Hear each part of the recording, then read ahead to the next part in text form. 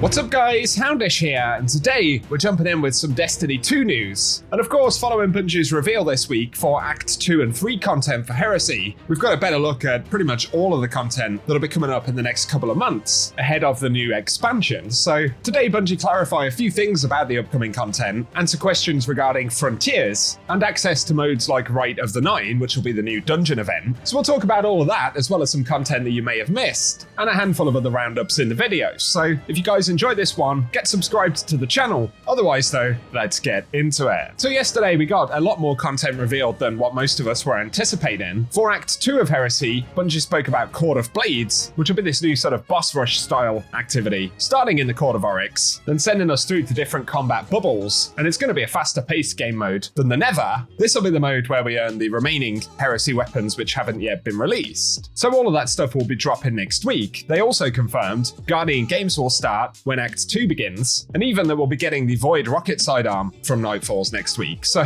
for the launch week for Act 2, safe to say it's going to be fairly busy. They've additionally confirmed that Barodiad catalysts and upgrades will be earned across Acts 2 and 3, so we'll get 2 upgrades for Act 2 and an additional couple for Act 3. So maybe in about 5 weeks' time, we'll have a fully upgraded Barodiad if we're lucky. Then of course there were all of the surprises, especially regarding Act 3 content. We'll touch on more of that in a moment. Some players though were anticipating a potential tease for the Frontiers expansions that are coming up at some point this year. And DMG replied to Leopard on Twitter saying, "We can't currently make any promises on the when or how for Frontiers news, but stay tuned to official channels. We're looking forward to sharing more when the time comes." And because we know that this will be an extended season in a way, and without an official release date for Frontiers, naturally this is leading to speculation. Currently the season says it will end around mid-July. Obviously July is a bit later than when the final shape dropped in June, but it's still in line with the roadmap that Bungie previously published, stating the next expansion would be in summer of 2025, so hopefully it won't be later than that, although Rite of the Nine will essentially be into the light for this year, kind of tiding us over until the expansion comes. And of course, with it being a free content drop, it's a good bit of marketing ahead of the expansion itself. On the subject of Rite of the Nine and the reprised dungeons with updated weapons and rewards, the D2 team said all 3 of the dungeons can be accessed for free through the event. So for any folks who are wondering, no, we will not need dungeon keys for the featured activities for Rite of the Nine. There was also a question as to whether Honors of the Nine may make its return in Episode 3. The D2 team said maybe in the future. But Rite of the Nine is essentially Pantheon for dungeons, or the nearest equivalent to that. It will drop sometime in Act 3, but it is limited time, so as far as we understand it, it will go away when the Apollo expansion drops. But Prophecy, Spire of the Watcher, and Ghosts of the Deep will be the featured dungeons, and they'll be on a weekly rotation. And we know that the Emissary of the Nine and the Third Spire will return as a social space and vendor for this event. It potentially indicates that we may be able to use the Curio of the 9 items we've been earning as part of that as well. And for each of the dungeons, 4 weapons will return with new perks and the new origin trait, where reloading the weapons will automatically gather nearby ammo. There'll be adept versions of that, dropping from the hard variant, the ultimatum mode, but also Bungie said there will be an explore mode variant of the dungeon as well for players who perhaps don't typically head into that type of content. There's been some discussion about the not swap modifier though, with some folks saying, why should I lose all of my abilities in super because I swapped a gun mid-encounter?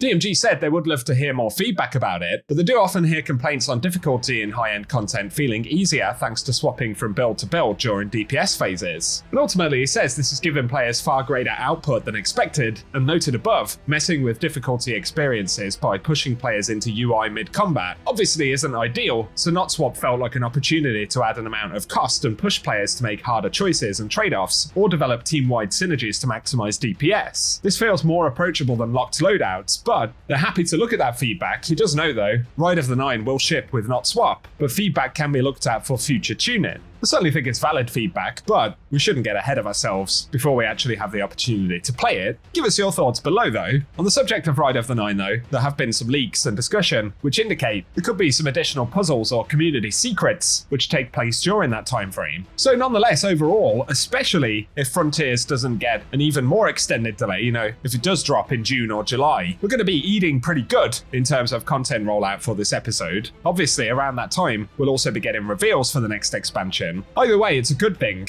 If Frontiers drops in the early part of the summer, then we've got a pretty good amount of content leading up to that, which will keep things fairly busy. However, if there is a delay, it's still a good thing because obviously this will plug more of the gap until we get that next expansion. So obviously Bungie have put a lot of the resources for this year into the back end with Heresy and the events that they'll be running in the next few months. So share your thoughts and impressions on everything that they've revealed this week.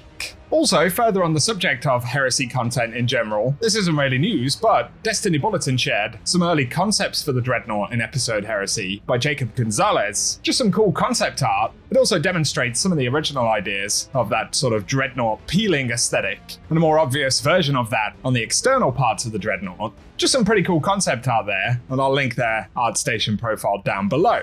Next up though, Bungie leaks have been speaking about Marathon pre-orders, indicating they could possibly be up soon. And we've heard other rumors that Marathon was targeting some kind of announcement in April of this year, so this seems entirely possible. But Bungie's been updating the Marathon Steam database page for all different editions of the game. Interestingly though, there's an additional DLC for Destiny 2 on the Steam database that's apparently linked to all of the Marathon editions. It isn't entirely clear what this means just yet. Could potentially mean that you could get access to one of the Destiny DLCs as a pre-order edition or bonus for Marathon itself, which is quite interesting. We know as well that it's been reported that there are Destiny expansion pre-order bonuses linked with Heresy as well, in the form of the New Land Beyond. We have to take it all with a pinch of salt, but some serious indications here between the Marathon and the Destiny stuff that announcements are almost certainly coming very soon for both of those projects. So time will tell, but it's quite interesting that some of these things could potentially be announced within the next month or so.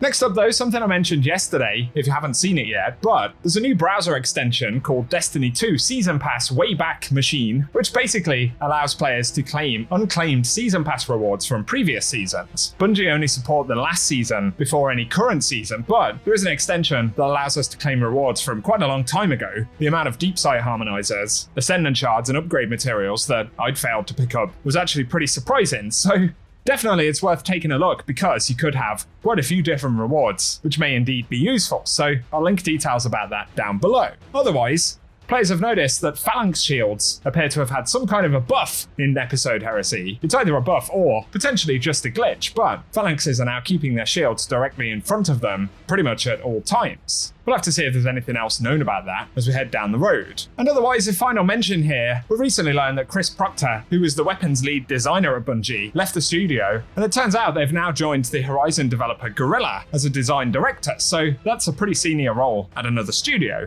As for why that's happened, or when we may see more of their work in other titles, obviously that's pure speculation, but just in case you were curious, that's the new role that Chris Proctor has taken at Guerrilla Games. But guys, for today, that is what we have to speak about, so give us your impressions of Act 2 of Heresy, now that we have a better idea about it. Very much looking forward to that next week, and as always, I'll be keeping you posted, so get subscribed to the channel, hit the notification bell, and I will keep you up to date. Also, if you've enjoyed this video, a rating below really would help us out as well, but for now, I appreciate you tuning in, and I hope you guys have an awesome day.